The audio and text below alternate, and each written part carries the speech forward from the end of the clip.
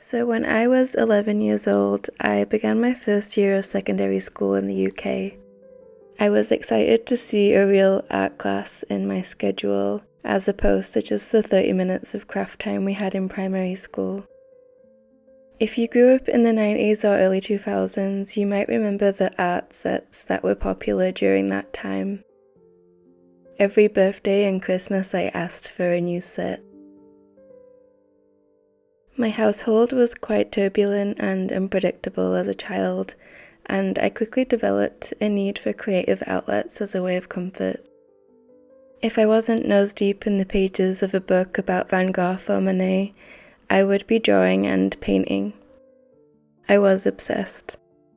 It made me happy, it gave me something to look forward to, and it's all I ever wanted to do with my time.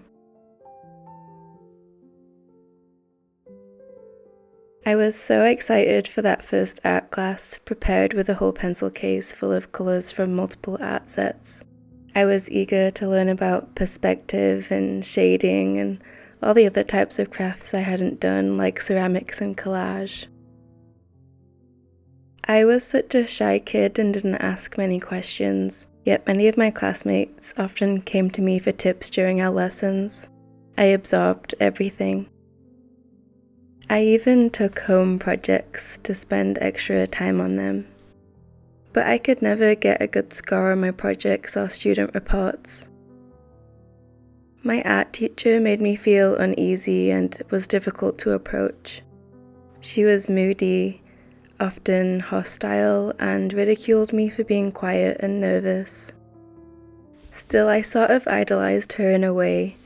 She was teaching art, and I wanted to do that one day as well. During a class, after timidly handing in my still life drawing and asking if it was okay, she threw my paper across her desk. "Stop trying so hard," she yelled. "You must think your work is better than everyone else's. It's very poor. Start again." I nodded, embarrassed and teary-eyed, and returned to my seat with the drawing. Maybe this was meant to be encouragement. Maybe she didn't like my enthusiasm, or maybe she was just having a bad day. But I sat and reflected on her words until I eventually thought to myself, art is just really important to me. I didn't mean to try too hard. Am I bad at it? And then does it really even matter if I'm bad at it? I've always been sensitive to criticism, but I've always been slightly stubborn as well. I knew even at such a young age that I couldn't let anyone discourage me from doing the one thing that made me feel like I belonged here.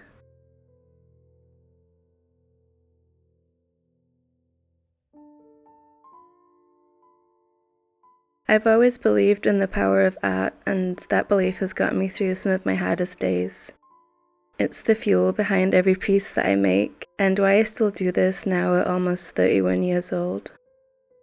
I don't need to make a lot of money or receive recognition as an artist. I just care for the feeling art inspires within me and the potential for that to happen within others.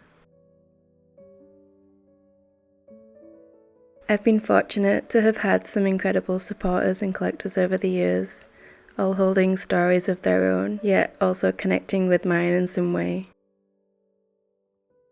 Many of them have told me about their lives, inner battles, memories, and have shared the same realization that it's important to cherish the beauty in our surroundings, despite the fragility and sometimes sadness of life.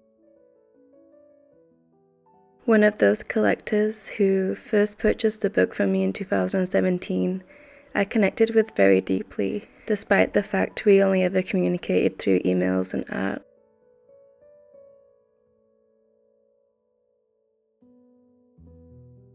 When they contacted me in October of last year with a heartbreaking proposal for a new author book, my schedule was jam-packed, but I knew I had to accept and immediately cleared space. This book became almost as difficult to create as the piece I made in memory of my little brother in 2020. The lump in my throat never cleared throughout the 2 months I spent working, and I did not finish this book in time for them to see it finished, which still pains me to say. But something tells me I was meant to make this for her family, and I'm honored to have been asked to create something so special. Art, if you let it, is healing in a way I'll never be able to express. I don't claim to be particularly skilled at creating art, nor do I think I have anything truly important to say in what I present. I just want to share a sense of connection, joy, and to inspire just a small glimmer of hope without words, because that's what art continues to provide for me.